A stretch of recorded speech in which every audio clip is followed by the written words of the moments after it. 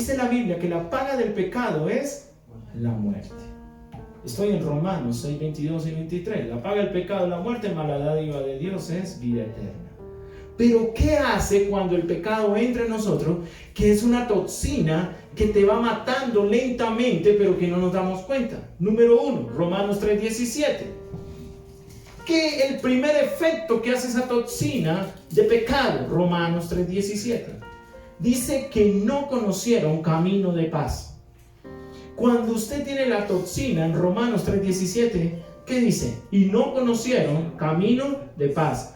Cuando usted y yo tenemos la toxina del pecado, estamos intoxicados, estamos desordenados en nuestro ser, nos roban nuestra paz. No conozco una persona que vive en pecado que tenga paz. Vive totalmente fuera de ¿qué? De control. Porque la paz es la que sobrepasa todo entendimiento, pero la paz que viene de Dios.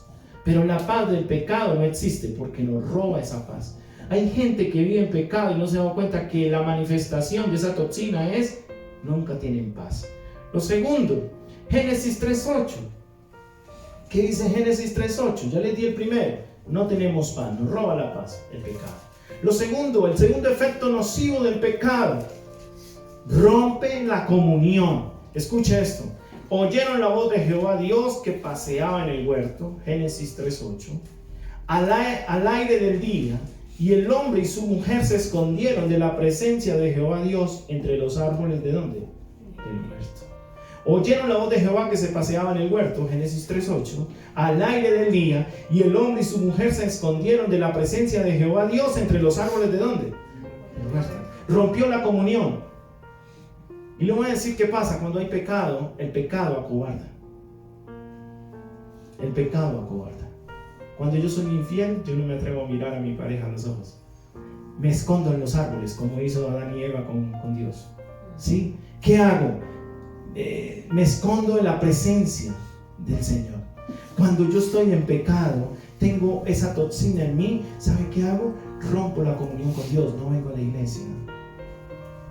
No hablo con cristianos, no leo la Biblia, no escucho mensajes, les coloco en la emisora cciradio.net para que escuchen el mensaje el domingo y no entran a mirarlo.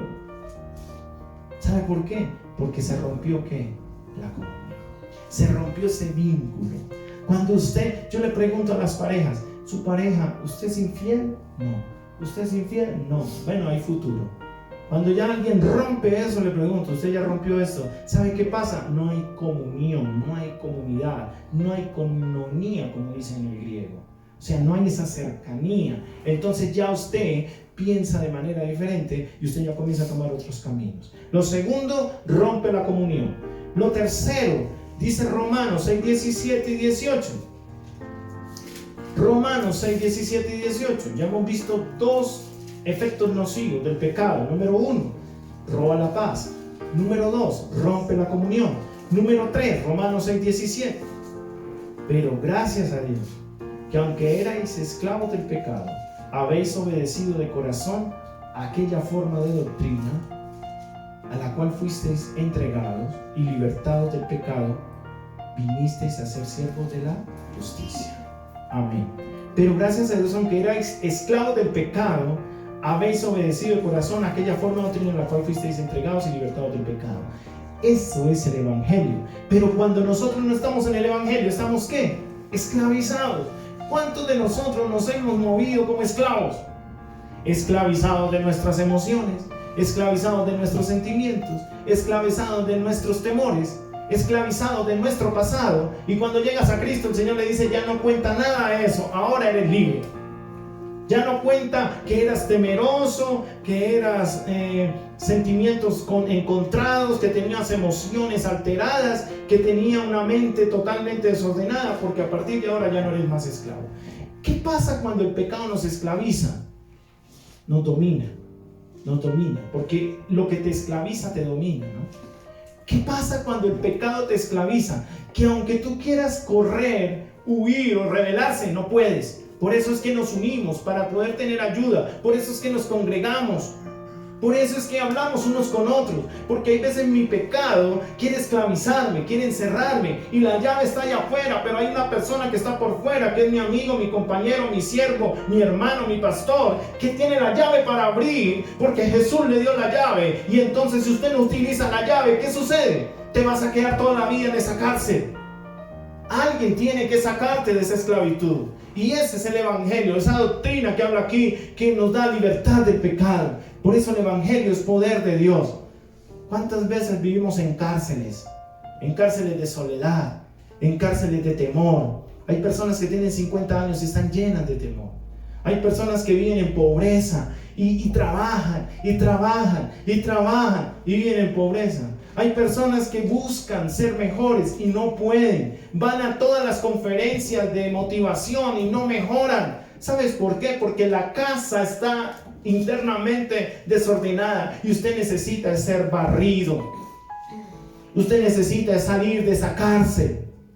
¿Cuántas veces estamos en esa cárcel? Nuestros padres estuvieron en cárceles, en prisiones de oscuridad, y muchos de ellos se quedaron allí. Pero Dios quiere sacarnos de la esclavitud. El tercer síntoma es que somos esclavos. ¿Cuántas veces nosotros somos esclavos del licor? Y usted escucha que en ocasiones hay gente que dice: esa persona es muy linda, pero cuando se emborracha es complicada. ¿Es esclavo de qué? Del licor. ¿Cuántas personas son esclavas del sexo? ¿Cuántas personas son esclavas de la pornografía? El pueblo de Dios, el pueblo cristiano, es esclavo muchas veces de la pornografía. Viven a toda hora en la pornografía, ven pornografía.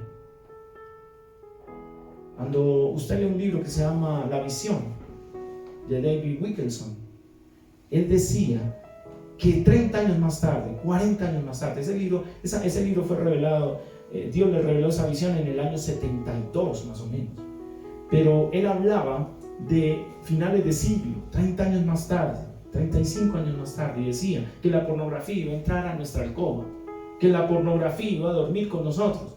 Y todo el mundo decía: pero caramba, ¿cómo la pornografía se va a meter a nuestra alcoba?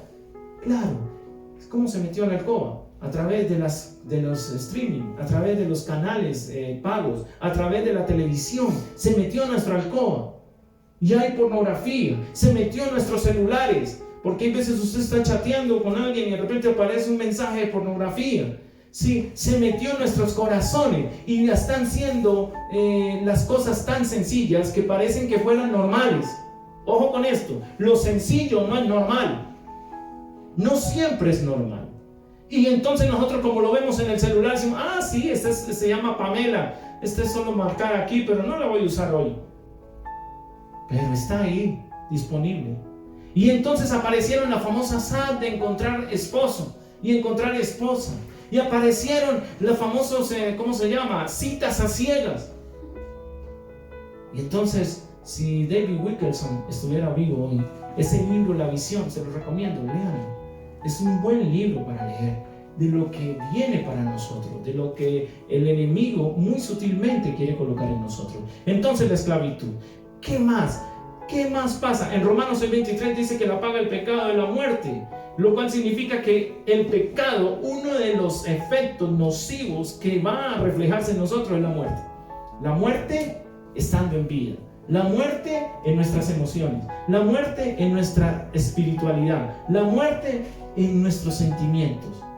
Una persona llena de pecado no tiene sentimiento, no le interesa. Una persona llena de pecado no le interesa gritar, pegar, lastimar, porque cree que está bien. Una persona llena de pecado cree que la opinión de él es la única verdadera y él tiene la razón. Entonces, ¿qué pasa? Nos conduce ¿a qué? A la muerte. Hay caminos que parecen derechos, dice la Escritura, pero son caminos de muerte. Hay caminos que parecen derechos, pero son caminos de muerte. Hay personas que creen que van de una manera recta por un camino y resulta que están en un camino de muerte. Pero ojalá fuera una muerte física. No, es una muerte en vida. Hay personas que están muertas en vida y no se han dado cuenta. Otro de los síntomas es la muerte en vida, nos conduce a esa muerte.